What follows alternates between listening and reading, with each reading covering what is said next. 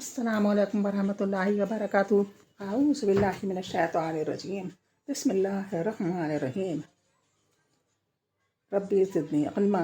अल्लाहुम्मा सल्लि अला मुहम्मदिन व अला आलि मुहम्मद। नबी सल्लल्लाहु अलैहि वसल्लम के इखलाक़ के बारे में आज तीसरा दर्स है। घर के अंदर हमें इजाज़त मिल गई और अब हम इस उम्मत के नबी सल्लल्लाहु अलैहि वसल्लम के घर में ठहरे हुए हैं ताकि इधर उधर नज़र दौड़ाएं और सहाबा किराम रज़ी अल्लाह अन्हा इस घर के फ़र्श और साज़ो सामान की कैफियत हमसे बयान करें। और हमें ये मालूम होना चाहिए कि हम इन हुजरों पर नज़र सिर्फ इसलिए डाल रहे हैं कि जो कुछ इसमें है हम इसे अपना नमूना और आइडियल बनाएं। यह ऐसा घर है जिसकी बुनियाद तवाज़ा और खाकसार पर रखी गई है और इसका रासुल माल ईमान है। और इसका रासुल माल ईमान है। क्या तुम देखते नहीं इसकी दीवारों पर जी रूह की तस्वीरों के नामो निशान तक नहीं पाए जाते। जबकि सूरत हाल ये है कि आजकल अक्सर लोग दीवारों को तस्वीरों से सजाए रखते हैं। आप सल्लल्लाहु अलैहि वसल्लम ने फरमाया, फरिश्ते ऐसे घर में नहीं दाखिल होते जिसमें कुत्ता या तस्वीरें हों। फिर तुम रसूलुल्लाह सल्लल्लाहु अलैहि वसल्लम के रोज़मर्रा इस्तेमाल आने वाली बास चीज़ों पर नज़र डालो। हज़रत साबित रज़ी अल्लाह अन्हा बयान फरमाते हैं कि अनस बिन मालिक रज़ी अल्लाह अन्हा ने एक लकड़ी का भद्दा सा लोहे की तारों से बंधा हुआ प्याला निकाला और कहा, साबित ये रसूल अल्लाह सल्लल्लाहु अलैहि वसल्लम का प्याला है। इस प्याले में आप सल्लल्लाहु अलैहि वसल्लम पानी, नबीद, शहद और दूध नोश फरमाया करते थे। अनस बिन मालिक रज़ी अल्लाह अन्हा बयान करते हैं कि रसूल अल्लाह सल्लल्लाहु अलैहि वसल्लम पानी पीते वक्त 3 मरतबा सांस लेते थे। यानी आप सल्लल्लाहु अलैहि वसल्लम बर्तन से मुंह हटाकर 3 मरतबा सांस लेते थे। और आप सल्लल्लाहु अलैहि वसल्लम ने पानी के बर्तन में सांस लेने या इसमें फूंकने से मना फरमाया है।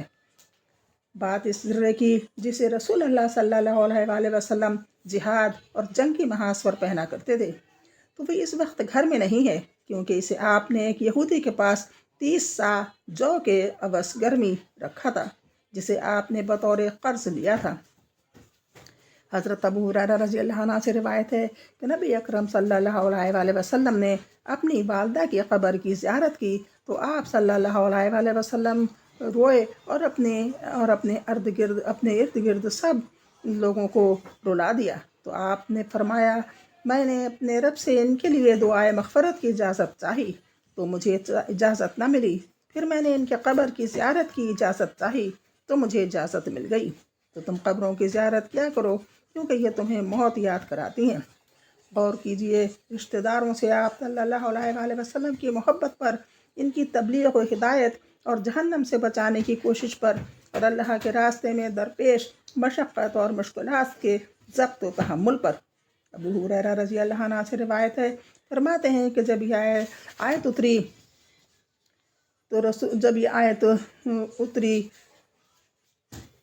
वअन्ज़िर अशीरतकल अक़रबीन, डरा तू अपने कुनबे वालों को, तो रसूलुल्लाह सल्लल्लाहु अलैहि वसल्लम ने कुरैश के लोगों को बुला भेजा।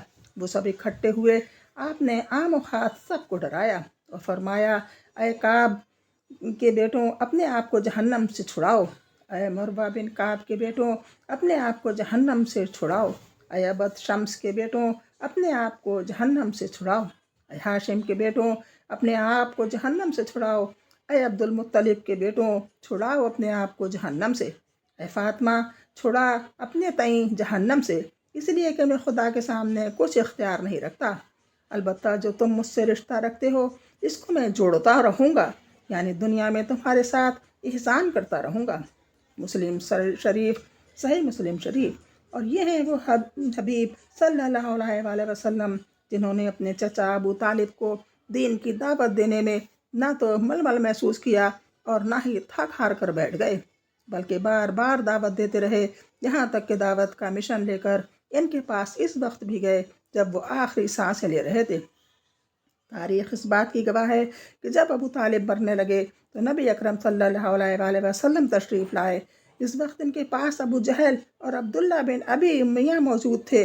आप सल्लल्लाहु अलैहि वसल्लम ने कहा, ऐ मेरे चचा, तुम एक कलमा ला इलाहा इल्लल्लाह कह लो, सिर्फ एक बार, मुझे क़यामत के दिन अल्लाह अज़्ज़ व जल के पास एक दलील मिल जाएगी। ابو جہل اور عبداللہ ابی امیہ نے کہا، ابو طالب کیا تم عبد المطلب کے دین کو چھوڑ دو گے؟ بس وہ دونوں برابر اپنی بات دہراتے رہے بالآخر ابو طالب نے آخری بات جو کہی وہ یہ تھی کہ میں عبد المطلب کے دین پر مرتا ہوں۔ نبی صلی اللہ علیہ وآلہ وسلم نے کہا، میں اس وقت تک تمہارے لیے دعائے مغفرت کرتا رہوں گا جب تک کہ منع نہ کیا جاؤں۔ پھر یہ آیت نازل ہوئی، جس کا مطلب ہے پیغمبر اور مومنوں کو جب مشرکوں کا دوستی ہونا معلوم ہو گیا تو اب ان کو یہ مناسب نہیں کہ ان کے لیے مغفرت کی دعا کریں، وہ ان کے رشتہ دار ہی کیوں نہ ہوں۔ اور یہ آیت اتری، اے پیغمبر، جس کا مطلب ہے اے پیغمبر یہ نہیں ہو سکتا کہ تم جس کو چاہو راہ پر لگاؤ۔ صحیح بخاری شریف۔ یقیناً رسول اللہ صلی اللہ علیہ وآلہ وسلم نے انہیں ان کی زندگی میں بار بار یہاں تک کہ موت کے وقت بھی اسلام کی دعوت دی۔ پھر ان کے مرنے کے بعد ان پر رحم دلی کی بنا پر اور حسن سلوک کرتے ہوئے اللہ سے مغفرت کی دعا کرنا شروع کر دیا، یہاں تک کہ اس بارے میں آیت نازل ہوئی۔ پھر آپ صلی اللہ علیہ وآلہ وسلم نے اللہ کی اطاعت کرتے ہوئے مشرکوں اور قرابت داروں کے لیے دعائے مغفرت کرنا بند کر دیا۔ یہ آپ صلی اللہ علیہ وآلہ وسلم کی امت پر مہربان ہونے کی ایک بہت بڑی دلیل ہے۔ پھر یہ اس دین کی محبت اور کفار سے کنارہ کش ہونے کی بھی ایک دلیل ہے، چاہے وہ قرابت دار ہی کیوں نہ ہوں۔ وہ ایک ایسے نبی ہیں جو ہمارے پاس نومیدی اور رسولوں کا سلسلہ منقطع ہونے کے بعد آئے، ایسی حالت میں کہ زمین پر بتوں کی پرستش ہو رہی تھی۔ بس آپ صلی اللہ علیہ وآلہ وسلم چمکتا ہوا آفتاب اور ہدایت کا راستہ بتانے والے ہو گئے، اور آپ ہندی صیقل شدہ تلوار کی طرح چمکتے ہیں۔ ہمیں جہنم سے ڈرایا اور جنت کی بشارت دی اور ہمیں اسلام سکھایا، پس ہم اللہ ہی کی حمد بیان کرتے ہیں۔ حافظ، السلام علیکم۔ آج بس اتنا ہی، یہ تینوں ہو گئے۔ یہ 7 اکتوبر کی جو میری ویڈیو میں آواز نہیں آ رہی تھی، اسی کے ہی تینوں چیپٹر تھے۔ السلام علیکم، اللہ حافظ۔